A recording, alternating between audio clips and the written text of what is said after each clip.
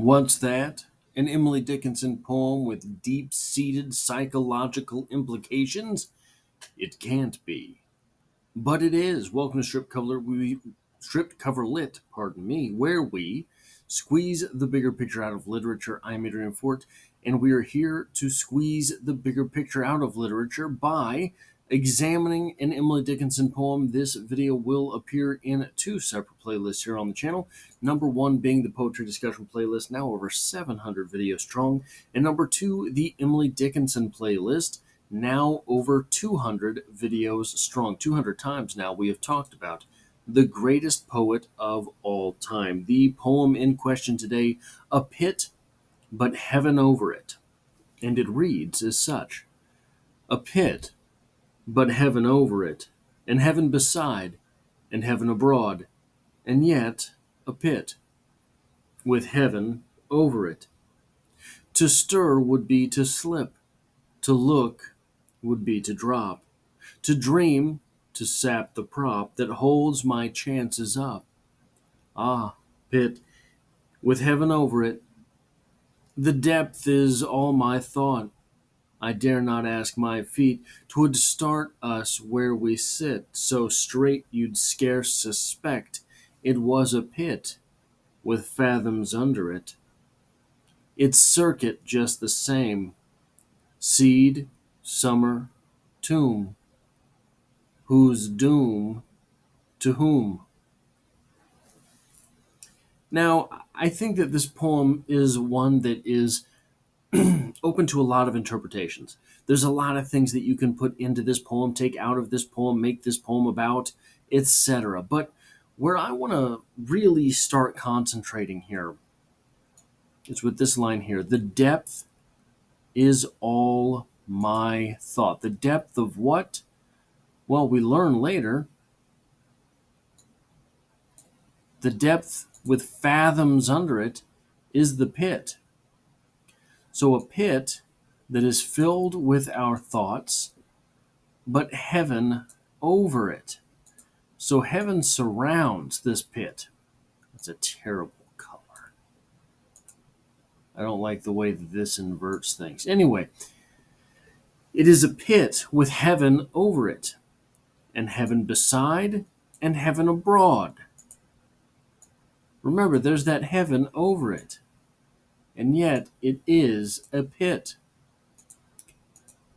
A pit of what? A pit created by the depth of my thoughts. It is my understanding of this poem that what our speaker is saying is that the real world exists all around, and I am in my mind, and in my mind there is a massive pit which is something from my life. Now, there are two kind of psychological terms that we can look towards to get a deeper understanding of what our speaker is telling us here. And it depends on how conscious our speaker is of what they're doing. So one term is avoidance coping. In psychology, avoidance coping is a coping mechanism and form of experimental avoidance. It is characterized by a person's efforts, conscious or unconscious, to avoid dealing with a stressor in order to protect oneself from the difficulties of stressor presence. Avoidance coping can lead to substance abuse, social withdrawal, and other forms of escapism.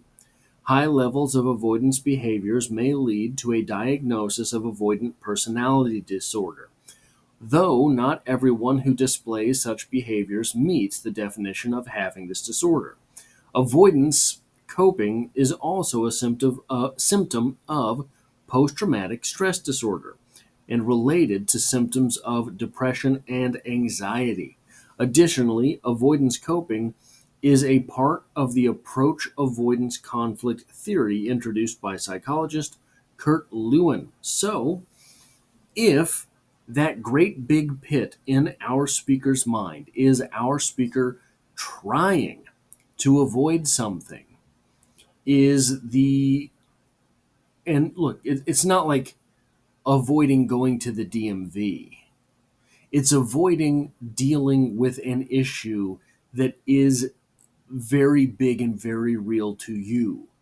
A lot of times, this has to do, like the uh, article here. This is straight from Wikipedia, by the way, but um, PTSD, so some form of trauma in your life. And instead of coming to terms with it, you just kind of avoid everything that reminds you even of that thing. So, yeah, if you are conscious of it or semi-conscious of that avoidant behavior, it is a avoidance coping. However, there is another thing that could be going on here. Could be repression. Repression is a key concept of psychoanalysis where it is understood as a defense mechanism that ensures that what is unacceptable to the conscious mind and would be recalled and would, if recalled, arouse anxiety, is prevented from entering into it. According to psychoanalytic theory, repression plays a major role in many mental illnesses in the psyche of the average person. So, that same avoidant type behavior, um, if it is subconscious and the individual is not aware that they are doing it, it becomes something closer or more akin to repression. These terms are different, but slightly so, at least to my layman's understanding. The interesting thing, as far as what we're talking about with a poem is concerned, is this: who is our speaker, and does our speaker speak for our subject? Um, Whether or not the speaker in the poem is conscious, whether or not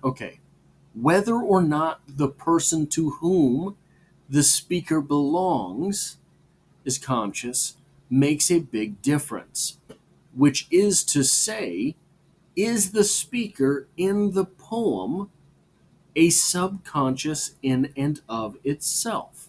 If so, this poem becomes representative of repression. If the speaker in this poem is a cognizant being, this is not the subconscious itself, the poem becomes coping or avoidant coping. So it really is interesting when you really drill down into things, how deep you want to go into that pit with whether or not the speaker in the poem is cognizant of what is happening, whether or not the person to whom the speaker belongs is cognizant of what is happening.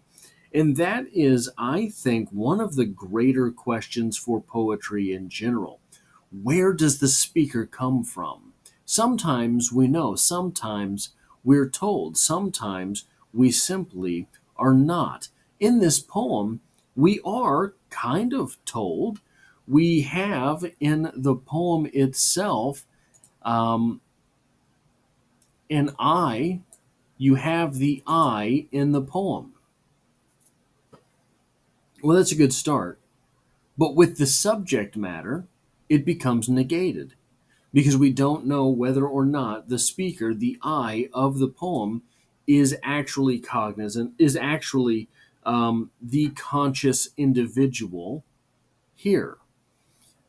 It's a meta discussion on literature. It's a meta discussion on poetry, especially, right? Poetry and short stories, perhaps, especially. So there's third person narrators in novels, but I think that readers are more willing to accept a novel's existence because of its long form setup, which is that we feel longer narratives in our lives.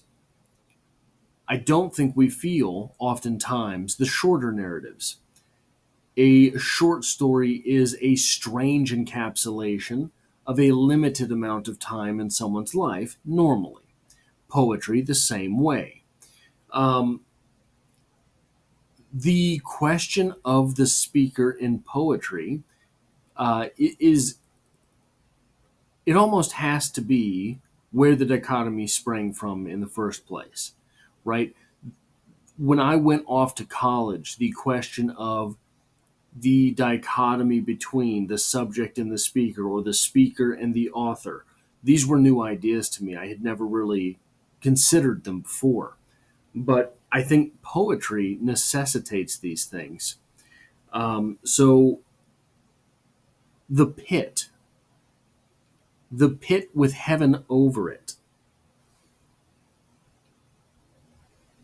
The speaker here is acknowledging basically, so the original conceptualization, as I understand it, of hell is that it was just a pit. It was a giant pit that you never stopped falling. Um, the speaker here is saying there is heaven in this existence, but there is also hell. And hell is that thing that I am avoiding.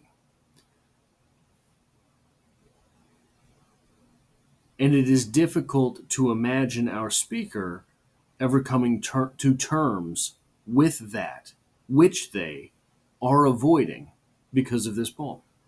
That is all I have for this poetry discussion. If you like or appreciate what it is that I do here, hitting the like button really does help me out, as it tells YouTube to share this video with other literature lovers. If you find yourself here by chance but not design, literature is the only thing I talk about on this channel, dropping multiple videos every single week. And as always, I hope to have you back for the next one.